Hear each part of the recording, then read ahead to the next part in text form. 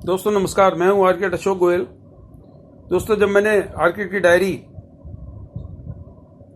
इधर उधर की का पहला भाग लिखना शुरू किया तो उसके अंदर आर्किटेक्चर के अलावा बहुत सारी ऐसी घटनाओं का जिक्र आया जो पुस्तक व्यवसाय से जुड़ी थी। दरअसल पुस्तक महल के लिए मैंने किताब लिखी थी, होम डेकोरेशन गाइड, जो 1980 में प्रकाशित हुई थी, और उस कारण से मैं पुस्तक व्यवसाय के काफ़ी सारी बारीकियों से रूबरू होता चला गया और काफ़ी सारे ऐसे पब्लिशिंग इंडस्ट्री के लोग के मैं संपर्क में आया जो उपन्यास जगत से भी जुड़े हुए थे, पल्प फिक्शन जिसे लुगदी साहित्य बोलते हैं उनसे भी जुड़े हुए थे।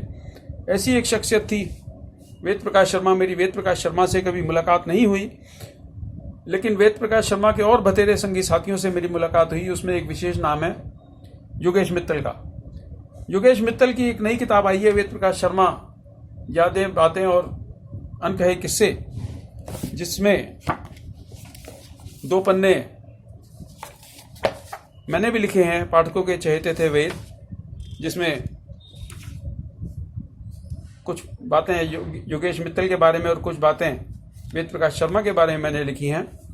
दरअसल हुआ ऐसा कि वेद प्रकाश शर्मा के जो पार्टनर थे ऋतुराज जी, इन दोनों ने मिलकर तुलसी पॉकेट बुक्स स्टार्ट की थी, और मेरी किताब होम डेकोरेशन गाइड जब पुस्तक महल ने छापी थी और बहुत सक्सेसफुल हो गई, तो बहुत सारे पब्लिशर्स ने मेरे को संपर्क किया उनके लिए किताबें तैयार करने के लिए।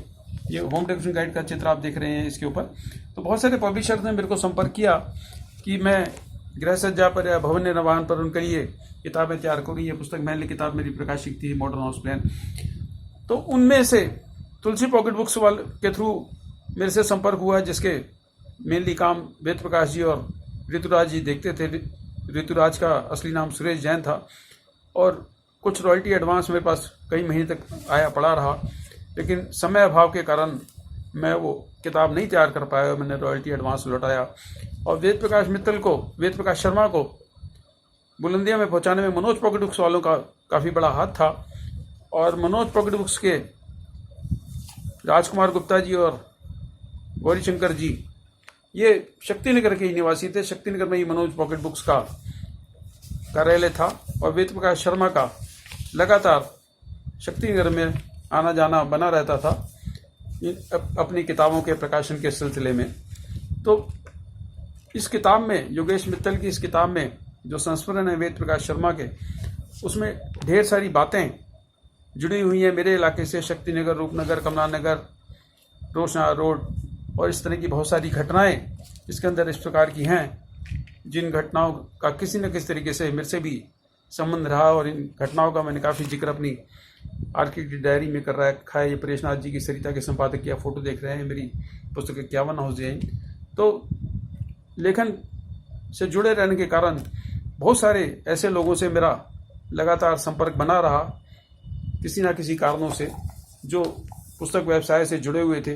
ये पुस्तक महल के उस टाइम पार्टनर थे रमेश गुप्ता जी, ये बाद में अलग हो गए, पीएम पब्लिकेशन में बना लिया है। पुस्तक महल के रामतार जी का आप फोटो देख रहे हैं, और ये रमेश जी के फादर ठंडीराम गुप्ता जी की आप फोटो देख रहे हैं।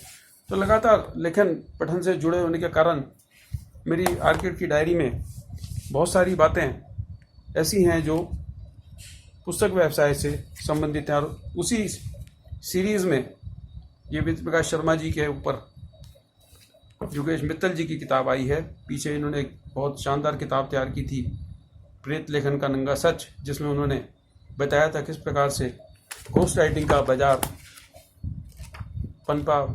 घोस्ट राइटिंग की किताबें तरह तरह की छपती थी, जिसमें घोस्ट राइटिंग में काफ़ी योगदान योगेश मित्तल जी का भी रहा है। ये फोटो आप देख रहे हैं स्क्रीन के ऊपर, ये वेद प्रकाश शर्मा की पुराने ज़माने की फ़ोटो है जो योगेश मित्तल ने अपने कैमरे से खींची थी। तो ये पुस्तक महल, ये पुस्तक जो आई है, पुस्तक महल मेरे मुंह से नाम निकल जाता है क्योंकि पुस्तक महल ने पहली बार मेरी किताब प्रकाश की थी, होम डेकोरेशन गाइड। तो बार बार पुस्तक महल मेरे नाम में आता है। तो वेद प्रकाश शर्मा की ये नई किताब जो नीलम जासूस कार्यालय से प्रकाशित हुई है योगेश मित्तल जी की, मुझे उम्मीद है कि ये किताब पाठकों में बहुत लोकप्रिय होगी। ये योगेश मित्तल की आप फोटो देख पा रहे हैं, ये पिछली किताब थी इनकी प्रेत लेखन का नंगा सच, जिसमें घोस्ट राइटिंग की बहुत सारी जानकारियाँ प्रदान की गई थी। तो योगेश मित्तल जी को मैं बधाई देता हूँ कि किताब उनकी लोकप्रिय हो और लगातार पुस्तक व्यवसाय के बारे में तरह तरह की जानकारियाँ हमें देते रहें, ताकि और भी पाठक, ये सुरेश चंद्र जैन जी की आप फोटो देख रहे हैं, ऋतुराज के नाम से लिखा करते थे सामाजिक उपन्यास, और वेद प्रकाश शर्मा लिखते थे जासूसी उपन्यास। तो योगेश मित्तल की मैं बात कर रहा था। ये किताब, नई किताब इनकी आई है। मुझे उम्मीद है कि ये किताब बहुत सक्सेसफुल होगी और एक ऐतिहासिक दस्तावेज है ये। जैसे प्रेत लेखन का सच था, ऐसी ये किताब भी एक प्रकार का ऐतिहासिक दस्तावेज है।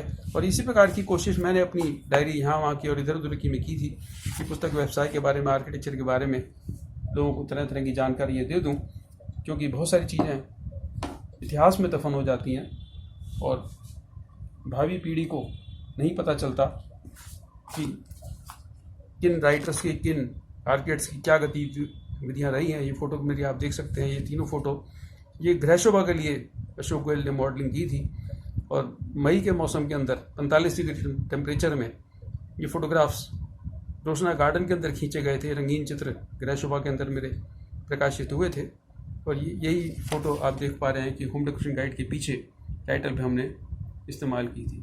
मैं फिर से एक बार अपनी बातों में उलझ जाता हूँ और योगेश मित्तल जी को बधाई देते देते अपनी किताबों की चर्चा शुरू कर देता हूँ। मेरी शुभकामनाएं हैं इनके साथ और मुझे उम्मीद है योगेश मित्तल जी की और भी किताबें हम पढ़ पाएंगे जो इनके असली नाम से छपेंगी। नमस्कार।